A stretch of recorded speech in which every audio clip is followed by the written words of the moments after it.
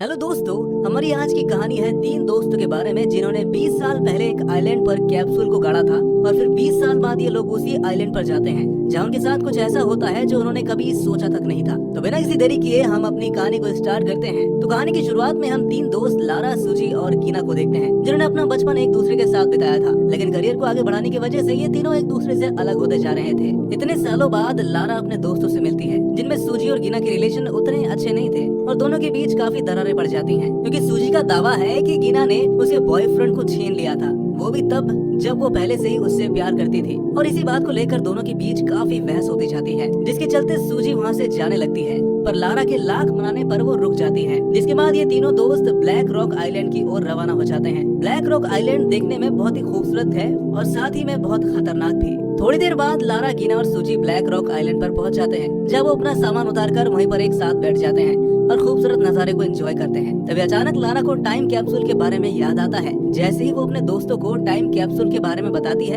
सभी के चेहरे खिल उठते हैं। लेकिन अफसोस की बात ये होती है कि किसी को भी उस कैप्सूल के बारे में पता ही नहीं होता कि उसे गाड़ा कहाँ गया था। इसी बात पर लारा अपने दोस्तों को याद दिलाते हुए कहती है, तुम्हें याद है क्या, बचपन में मैंने एक खजाने का नक्शा बनाया था, शायद उसमें कैप्सूल का रास्ता होगा। इतना बोलकर लारा अपने पुराने बैग से नक्शा निकाल लाती है, जिसके बाद ये तीनों कंपास लेकर आगे बढ़ने लगते हैं। लेकिन इसी बीच गीना और सूजी में दोबारा से झगड़ा हो जाता है और इस बार झगड़ा बहुत ही ज्यादा बढ़ जाती है, जिसमें सूजी गीना पर दोस्ती तोड़ने का आरोप लगा देती है। लारा दोनों को काफी समझाने की कोशिश करती है लेकिन कोई भी उसकी बात सुनता ही नहीं, जिससे लारा निराश होकर टेंट से दूर जाकर बैठ जाती है। कुछ देर बाद लारा गीना के पास जाकर उसे समझाती है कि वो सूजी से माफी मांग ले, जिसके जवाब में गीना उससे कहती है, अरे मैं क्यों मांगू माफी, उसका बॉयफ्रेंड तो उसे धोखा दे रहा था, मेरी क्या गलती इसमें। लेकिन लारा की बात मानते हुए वो सूजी के पास जाती है और उससे बात करने की कोशिश करती है, पर तभी अचानक से सूजी बहुत डर जाती है और वहाँ पर तीन लड़कों को देखती है जिनमें से एक का नाम जॉन था, जिसे गीना बहुत ही अच्छे से जानती थी क्योंकि वो उसका पड़ोसी था। वो जॉन के साथ उसके दो दोस्त थे जिनका नाम मैक्सी और जॉनी था। जॉन गीना को भरोसा दिलाते हुए कहता है कि ये फॉर्मर मरीन है, तुम्हें मेरे दोस्तों से डरने की जरूरत नहीं है। जिसके बाद ये लोग आपस में काफी घुल मिल जाते हैं और एक साथ एंजॉय करने लगते हैं। रात में कैंपिंग करते समय सूजी बहुत ज्यादा ड्रिंक कर लेती है, जिसके चलते उसे बिल्कुल भी होश ही नहीं रहता कि वो कर क्या रही है और इसी का फायदा उठाते हुए जॉन उसके साथ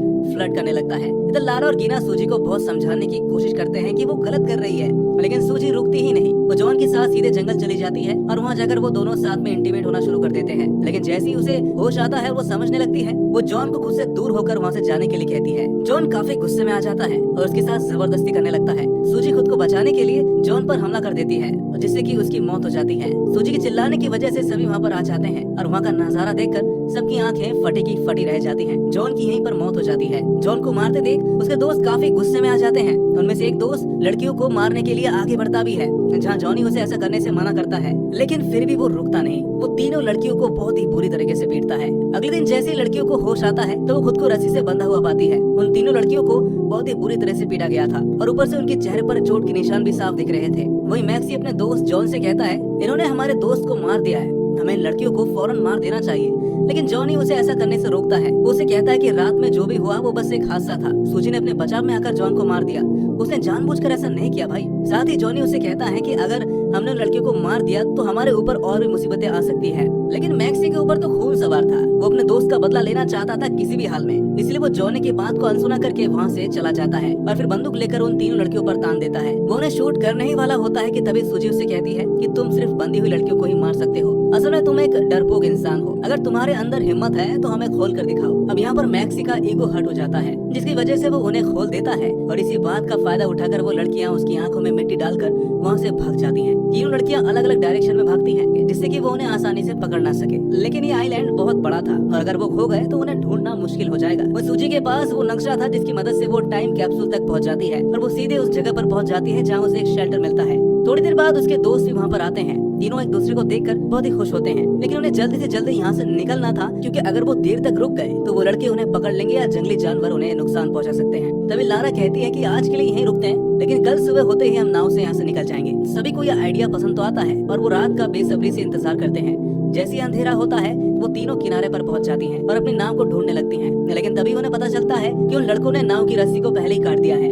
जिससे नाव अब बहुत दूर जा चुकी है। इस बात से वो लोग काफी परेशान हो जाते हैं, उनकी खुशी गम में बदल जाती है। तभी सूजी अपना एक नया विचार रखती है। वो कहती है कि क्यों ना हम तैरकर उस तरफ पहुंच जाएं और फिर अपनी नाव से निकल जाएं। लेकिन लारा इस खतरनाक रास्ते से सहमत नहीं होती, पर सूजी और उसकी दूसरी दोस्त इस विचार को पसंद करते हुए आगे बढ़ने लगते हैं। वो वहाँ पर धीरे धीरे रेंग कर जाती हैं ताकि वो लड़के उन्हें पकड़ न ले। वही लारा भी अपने दोस्तों को अकेला नहीं छोड़ सकती थी, इसलिए वो भी उनके पीछे पीछे चलने लगती है। लेकिन तभी अचानक लारा खड़ी हो जाती है और उन लड़कों की नजरों में आ जाती है। बिना किसी हिचकिचाहट के वो उन पर गोली चला देते हैं, जिससे लारा वहीं गिर जाती है और उसकी मौत हो जाती है। गीना जानती थी कि अगर सूजी लारा को बचाने जाएगी तो खतरा और भी बढ़ सकता है, इसलिए वो फौरन सूजी को बोट की ओर इशारा करते हुए वहाँ से जाने को कहती है। लेकिन बोट बहुत दूर थी और इसी दौरान वो लड़के उन्हें देख लेते हैं और गोलियां चलाना शुरू कर देते हैं। वो पानी में छिपने की कोशिश करते हैं, लेकिन ठंडा पानी होने की वजह से वो धीरे धीरे कमजोर होने लगते हैं। अब उनके पास बस एक ही रास्ता बचता है, या तो वो बाहर निकल जाएं या फिर जल्दी से बोट तक पहुंच जाएं। तभी अचानक जॉनी की चीख सुनाई देती है। असल में वो ऊंचाई से गिर जाता है और उसकी एक टांग की हड्डी टूट जाती है। अब सूजी और गीना के पास एक अच्छा मौका था वहाँ से भागने के लिए, लेकिन वो एक दूसरा रास्ता चुनने का फैसला करती है।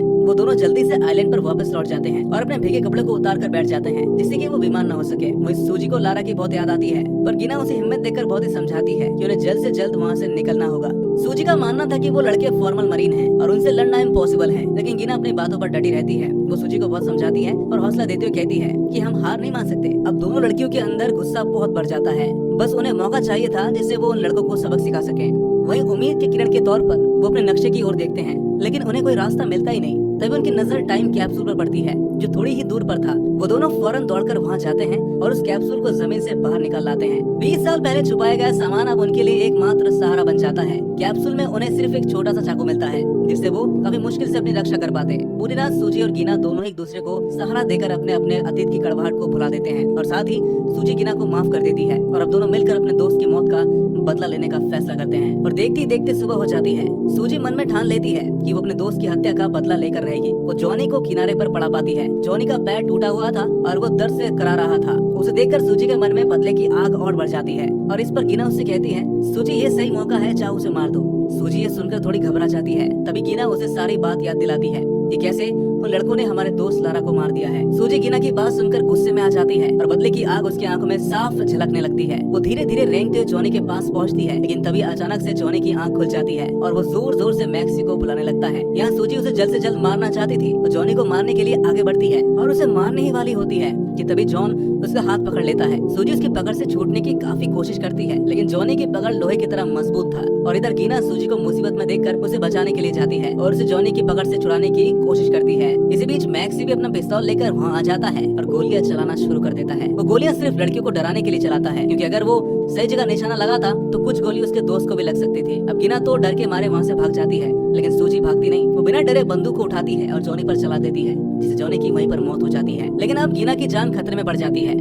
गीना अपने जान बचाने के लिए पहाड़ के किनारे पहुंच जाती है। मैक्सी भी उसे ढूंढते ढूंढते वहां पर पहुंच जाता है। वो गीना पर निशाना लगाने ही वाला होता है कि सूजी तभी अचानक से आकर उस पर हमला कर देती है, जिससे मैक्सी की आखिरी गोली बर्बाद हो जाती है। लेकिन मैक्सी भी हार नहीं मानता। वो फौरन चाकू निकालकर गीना और सूजी को धमकाने लगता है, क्योंकि उन लड़कियों ने उसके दोस्त को मार दिया था। इधर सूजी और गीना भी हार मानने वालों में से नहीं थे। वो दोनों मिलकर मैक्सी पर हमला कर देते हैं। उसी दौरान गीना जल्दबाजी में एक पत्थर से टकराकर बेहोश हो जाती है और इसी मौके का फायदा उठाकर मैक्स सूजी पर हमला कर देता है। पहले तो वो सूजी को लात घूंसों से पीटता है, फिर एक लकड़ी उठाकर उसके पीठ में घूंप देता है और सूजी दर्द से कराने लगती है।